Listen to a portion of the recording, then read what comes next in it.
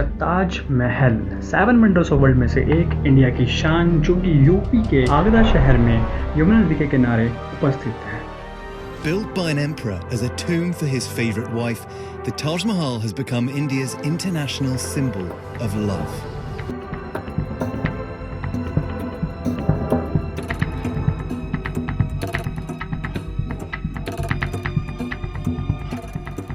और इससे 86 करोड़ का रिवेन्यू जनरेट होता है, जो कि एक ह्यूज अमाउंट है। चाहे एलोन मस्क हो, डोनाल्ड ट्रम्प, वो हर कोई ताजमहल आके देख चुके हैं। इससे हमें ताजमहल की खूबसूरती का अंदाजा लगता है। And this structure is known worldwide for its distinctive design and unmatched beauty.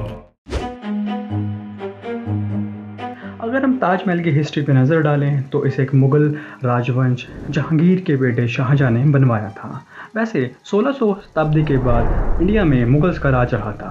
Babar के बाद हुमायूं, हुमायूं के बाद अकबर, अकबर के बाद जहांगीर और जहांगीर के बाद शाहजहां। ये सारे के सारे मुग़ल एम्पायर थे, लेकिन शाहजहां को क्रिएटिव मुग़ल एम्पायर कहा जाता था क्योंकि उन्होंने मीर सिंहासन, जामा मस्जिद, रेशमा बाग, शाहजहां बाग, मोती मस्जिद, दीवाने आम, दीवाने खास जैसी बहुत ही बेहतरीन जगहों का निर्माण कराया था। पिता जहांगीर की मृत्यु के बाद 1628 में शाहजहां ने आगरा पर अपना नियंत्रण स्टैब्लिश कर लिया और उसके बाद 1631 में उनकी वाइफ मुमताज़ महल ने उनके 14वें बच्चे को जन्म दिया, लेकिन उनकी इन्फेक्शन की वजह से मुमताज़ बच नहीं पाए और उनकी मृत्यु हो गई। शाहजहां, जो कि क्रिएटिव मुगल थे, उन्होंने अपनी मुमताज़ महल के लिए कुछ करने का सोचा। तब जाके उन्हें ताजमहल के बारे में सूझा। तब जाकर 1632 में ताजमहल का काम शुरू हुआ, जिसको 20 वर्ष से भी अधिक का समय लगा।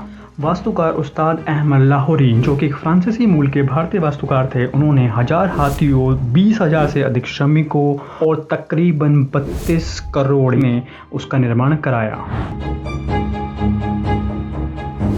अगर हम ताजमहल के स्ट्रक्चर की बात करें तो उसे उस्ताद अहमद लाहौरी ने इस्लामिक, हिंदू और फारसी कल्चर को मिक्स करके बनाया था। ताजमहल के बीचों बीच एक मेन गुंबद, जो कि कलश के आकार का, जो कि हिंदू कल्चर को प्रमोट करता है। वहीं ताजमहल के 4 मीनार, छतरियाँ, दरवाजे, 4 बाग, फव्वारे और भारी डिज़ाइन है। इसे पूरी तरह से सफ़ेद संगमरमर से बनाया है।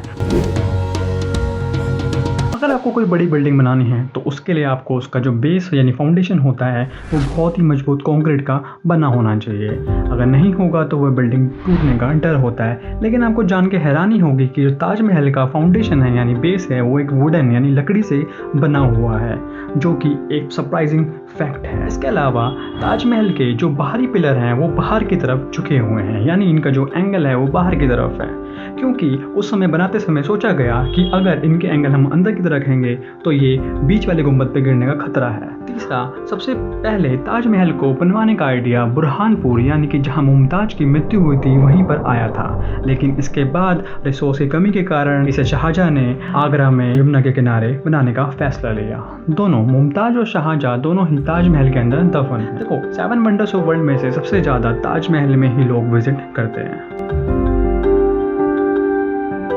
फ्रेंड, आपने बहुत बड़ा मिथ तो सुना ही होगा कि ताजमहल को बनवाने के बाद शाहजहां ने अपने सभी कारीगरों के हाथ कटवा दिए थे, जबकि ऐसा कुछ भी नहीं है, जो कि एक प्योर मिथ है।